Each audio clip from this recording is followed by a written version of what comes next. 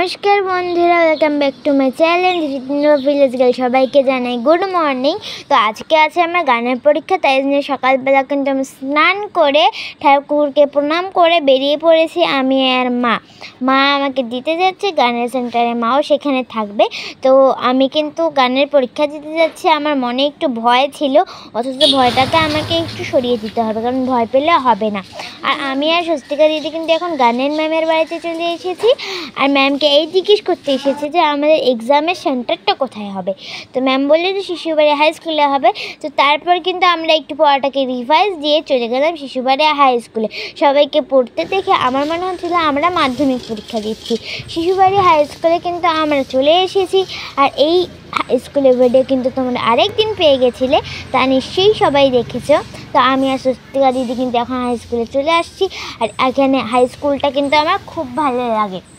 High স্কুলের চারিদিকে ফুল গাছ দিয়ে ঘেরা, আর খুব সুন্দর দেখতে হাই স্কুল। তোমরা যদি সামনে থেকে দেখতে আরও খুব সুন্দর দেখাতো।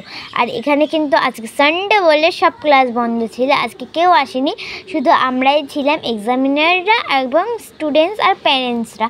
তো এটা কিন্তু স্কুলটা অনেক বড়, আর এটা কিন্তু একটা ক্লাস, একটা 11 এবং 12-এর ক্লাস। তো আমি আর স্বস্তিকা দিদি কিন্তু সবার প্রথমে এসেছি, আর একটা দাদাও এসেছিল, এর নাম প্রীতম দাদা। তো আমার খুব ভয় লাগছিল, কিন্তু আমি খুব হাসছিলাম, কারণ আমার হাসি পাচ্ছিল। তারপর আন্টিরা চলে আসলো বোতল নিয়ে জলের। তো তারপর আস্তে আস্তে সব স্টুডেন্টসরা আসলো, তারপর এক্সামিনাররাও চলে আসলো। এক্সামিনাররা এসে আমাদের হাতে দিয়ে দিলে অ্যাডমিট কার্ড দেখে আমার খুব ভয় করছিল। এরপরেই কিন্তু আমার গান আছে, তো আমি কিন্তু আর বেশি কথা না বলে এখন স্টেজে চলে যাব।